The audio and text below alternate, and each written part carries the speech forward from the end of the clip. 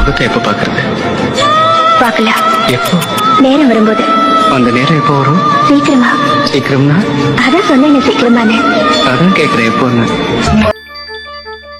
முகம் பார்க்கனாலும் முடியாமல் நீயும் திரை போட்டு உன்னை மறைத்தாலே பாவம்.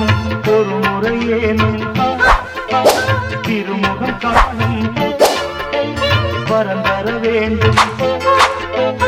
எனக்கு அது போதும். என்னை சேர